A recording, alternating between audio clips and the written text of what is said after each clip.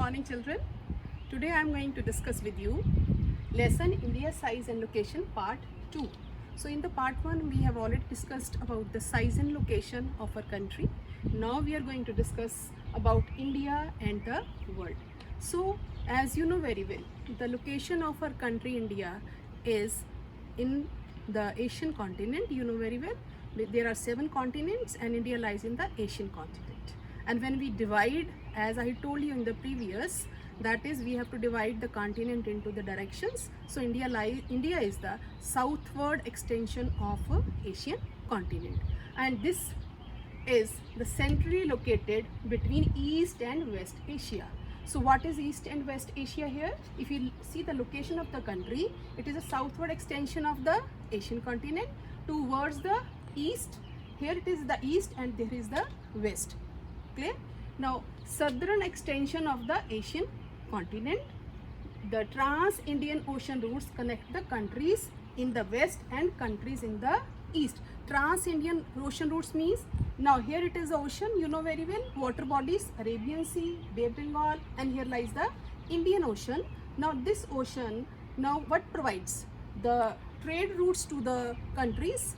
They are trading from one country to another. They have to cross the countries from the east. They have to cross the Indian Ocean to go to the west. So the India is lying in the strategic position, allowing us to trade as well as to the other countries of the world.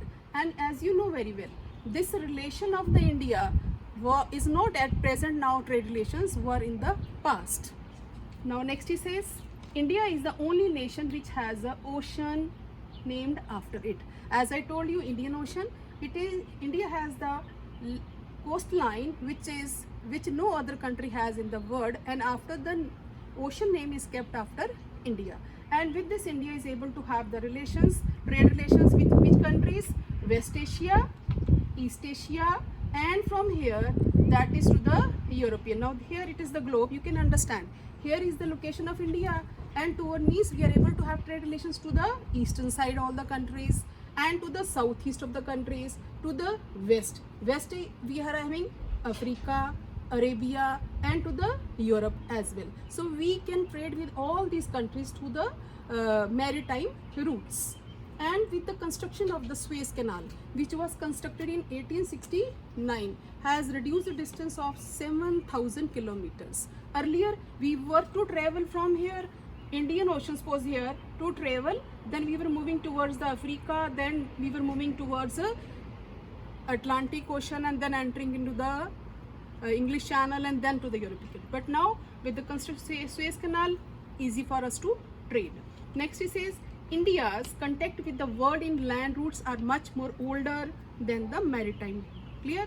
Indian means the trade route. I have drawn over here, these are the northern part of India is bounded by the mighty Himalayas. And these Himalayas, there is a natural route between the mountains. They are called as passes. And these passes provided the traders to trade from India to the distant land to the other countries. And maritime trade was, as you remember, the Vasco da Gama who landed India. Clear? From that period we are able to do the trade in maritime trade, because in the past we were not having the technology. Science and technology was not advanced, but now we are able to trade with the advanced technology, and moreover trade through waterways is the cheapest means of transportation. Next, India's contribution to the world in form of ideas, philosophies, decimal system, numeral system, and merchandise goods as cotton, muslin. Whenever the traders they go from India to abroad, clear, and when they come back from abroad to back to the country, they have influenced our culture towards them and their culture towards us. So which were these all was traveled from India to the world, and in return what we had in exchange, India's architecture was influenced by Greek sculpture and architecture style from West Asia. And this you can see this architecture style, that is tombs and domes and the minarets in the architecture that we have taken from Rome.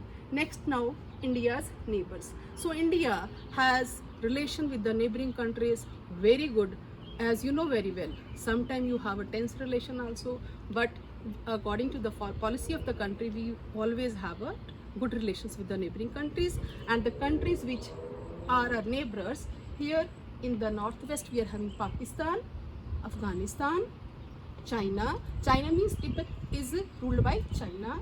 Then Nepal, Bhutan, Myanmar, and in the south we are having Bangladesh. In the south we are having Sri Lanka, as well as south of Lakshadweep Islands, Maldives. These both are countries are the island countries. Island countries means surrounded by water. Surrounded by water.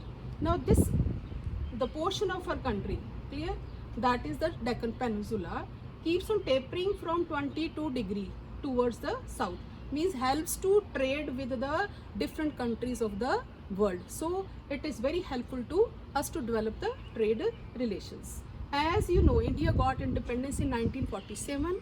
At the time India was ruled, before that was by the Britishers, and at the time what were they? We were having the British provinces in and the princely states. British provinces means these states were ruled by the Britishers, and princely states means they were ruled by the princes. But it was a very difficult task once we got the independence, and this task was completed by, that is, Iron Man of India, Sardar Vallabhbhai Patel. And at present we are having 28 states and the 8 union territories. So I think so you must have understood. All the best. Good luck.